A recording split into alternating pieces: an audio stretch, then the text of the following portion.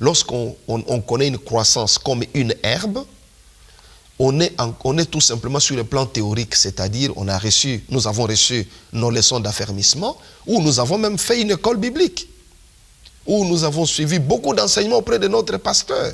Tout cela est une théorie. Mais il nous reste une expérience de vie, une expérience nette avec le Seigneur. C'est ça qui fait de nous des hommes faits. C'est ça qui nous amène à la perfection. Lorsque nous affrontons des situations réelles, lorsque nous nous retrouvons dans des situations réelles de la vie.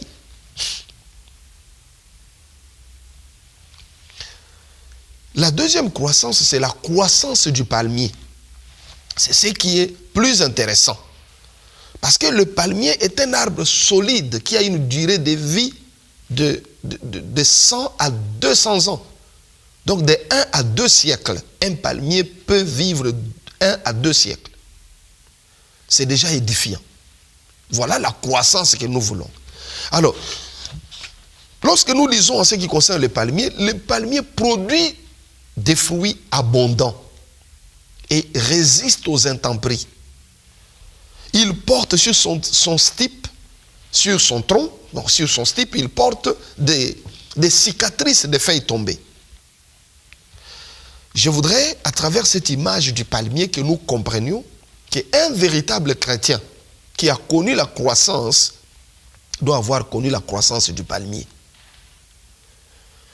Parce que le palmier peut être planté aujourd'hui, mais vous n'allez pas tout de suite cueillir le fruit. Il faut du temps. Le palmier grandit, connaît une croissance douce, mais ferme. Le palmier est solide. Le palmier résiste aux intempéries. Le palmier a des cicatrices. Parce qu'il y a des branches qui tombent. Il y a des feuilles qui tombent. On coupe. Et il affronte même l'homme. Parce que il affronte l'homme à cause de ses besoins. Puisque l'homme a besoin de ce qui est sur le palmier. Il monte sur le palmier. Il coupe. Après, le palmier donne encore de fruits abondants. Année après année. Nous devons comprendre que la croissance du palmier, c'est celle-là qui nous intéresse. Je voudrais vous dire que faire des expériences avec Dieu dans la vie chrétienne est très importante. Vous avez beaucoup de théories. Mais est-ce que vous vous êtes déjà trouvé dans une situation réelle qui vous permet de comprendre que vous avez connu la croissance? Prenons un exemple simple. Un homme ou un jeune homme, par exemple, avait l'habitude de sortir avec des filles. Et ce jeune homme donne maintenant sa vie à Christ. Il entend la parole de Dieu, il est touché. Il s'est converti, il s'est fait même baptiser. Il change de milieu. Il vit maintenant avec des chrétiens. Ce jeune homme dit qu'il est converti, c'est vrai. Il est né de nouveau, c'est vrai. Il reçoit ses affermissements. Il peut faire même l'école biblique. Il n'y a pas de problème. Mais je voudrais seulement dire ceci. Est-ce que ce jeune homme s'est déjà retrouvé seul avec une fille et il a dit non? Si tel est le cas, c'est alors que tu vas te dire que j'ai grandi. J'ai connu la croissance. C'est-à-dire, vous commettiez tel péché. Est-ce que vous vous êtes déjà retrouvé seul en état de commettre ce péché-là et vous avez dit non? Ou chaque fois que vous vous retrouvez en face de cette tentation, vous tombez toujours. Lorsque vous tombez toujours devant cette tentation, vous n'avez pas encore cette croissance du palmier. Parce que la croissance du palmier affronte les intempéries. Au fur et à mesure que les années passent, il y a la pluie qui tombe, il y a le soleil qui arrive, il y a toutes sortes d'intempéries qui arrivent. Mais le palmier reste droit et solide. Il continue à produire des fruits abondants. Malgré toutes ces attaques des intempéries, malgré toute la convoitise de l'homme autour du palmier, le palmier continue à demeurer droit, verdoyant et continue à produire des fruits.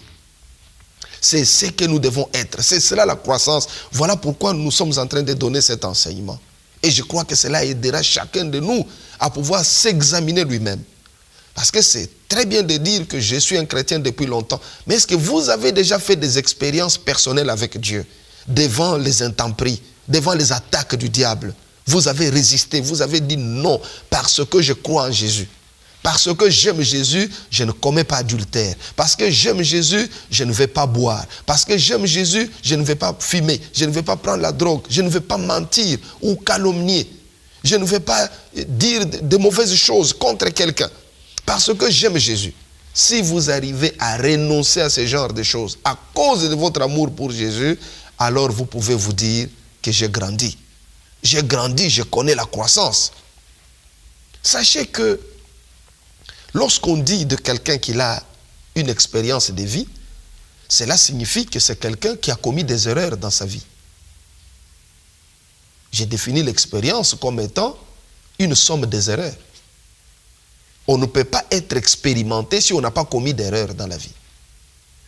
Alors, s'il est arrivé que vous aviez commis des erreurs, ne vous découragez pas. Les erreurs sont faites pour nous instruire. Ne restez pas accrochés à la faute. Mais voyez qu'est-ce que vous pouvez faire de mieux pour demain. Comment vous pouvez plutôt éviter de tomber dans le même piège. Que vos erreurs d'aujourd'hui vous instruisent sur votre conduite de demain. Tirez des leçons de vos échecs. Que vos échecs ne soient pas des moments de découragement pour dire que je ne peux plus avancer. Dans tous les domaines de la vie, l'homme peut échouer. Mais lorsque vous échouez, vous devez savoir que vous avez un Dieu qui peut vous faire réussir pour la seconde fois. Lorsque vous allez essayer. Ne baissez pas les bras. La vie est faite pour que nous montrions notre courage devant des événements qui se présentent. Jean-Baptiste avait dit que le royaume de Dieu est soumis à la violence. Et ce sont les violents qui s'en emparent. Si vous êtes mou, vous n'allez pas réussir dans la vie. Vous devez savoir aller dans le sens du courage. Vous devez être courageux, savoir recommencer là où vous avez échoué. Le palmier a beaucoup de blessures sur lui. On a coupé des branches, on a coupé toutes les feuilles, mais il reste droit, verdoyant et il produit des fruits. Vous ne devez pas vous décourager devant des événements qui arrivent. La croissance du palmier nous oblige à faire des expériences dans des situations réelles. Vous vous retrouvez, à titre d'exemple, dans une situation où vous êtes appelé à pardonner. Vous avez déjà reçu la théorie que nous devons pardonner à notre prochain. Mais vous êtes maintenant dans une situation réelle où vous devez appliquer la théorie. Si vous échouez, c'est que vous n'avez pas encore connu la croissance. Vous êtes au niveau de l'herbe. Mais un palmier va parvenir à pardonner. Pourquoi? Parce qu'il a connu la croissance. C'est une personne qui fait face aux intempéries. Il a appris dans la théorie et il pratique maintenant. La théorie lui a dit pardonner et il pardonne lorsqu'il se retrouve dans une situation réelle. La théorie vous a dit d'aimer et vous devez aimer dans une situation réelle parce que l'amour que nous commande la Bible n'est pas un amour seulement envers des personnes qui nous aiment, c'est envers aussi des personnes qui nous détestent. C'est le plus dur à faire. Mais vous devez y parvenir si vous connaissez la croissance du palmier. Vous devez y parvenir. La croissance du palmier nous entraîne donc sur le terrain pratique. Avec cet enseignement sur la croissance, je crois que chacun de nous va prêter attention à sa vie spirituelle, de sorte qu'il ne stagne pas, que vous ne puissiez pas marquer les pas, mais que vous soyez sûr que si l'année dernière vous étiez à tel niveau, cette année vous êtes arrivé à tel autre niveau. Vous devez chaque année vous mesurer vous-même. Il ne faudra pas que les autres vous mesurent. Vous-même, mesurez-vous, parce que vous vous connaissez mieux que les autres vous connaissent. Mesurez-vous, voyez votre niveau de croissance. Est-ce que vous avez augmenté même de quelques centimètres? Si cela n'est pas le cas, il faudra commencer à bien se nourrir dès aujourd'hui. Et je crois que les leçons qui vont suivre vont nous aider à pouvoir comprendre comment nous pouvons faire pour croître. Désirez donc la croissance spirituelle, aimez votre pasteur et gardez une bonne communion avec lui. Ainsi, soyez sûrs, Dieu vous communiquera sa grâce. Que la paix du Seigneur soit avec vous. Le Dr Job Mukadi a publié plusieurs ouvrages dont L'autre lecture de l'Écriture, Christ n'est pas mort en vain, Tu aimeras, Christ n'est pas mort en vain version révisée, Le pouvoir, la richesse et la gloire, Le succès par notre esprit et Le tombeau perdu de Jésus la réponse de l'Église.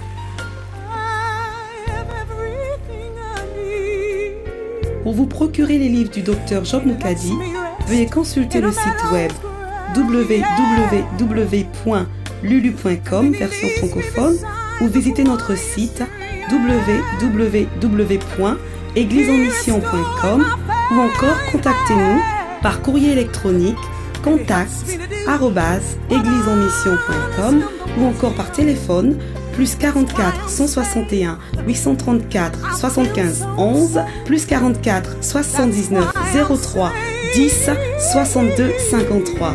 Nous célébrons un culte agréable au Seigneur chaque dimanche de 10h à 13h au 9 North Street, Cheetham Hill, Manchester, M8 8RE, non loin de Manchester Fort, à 5 minutes du centre-ville, bus 135. Dieu vous bénisse.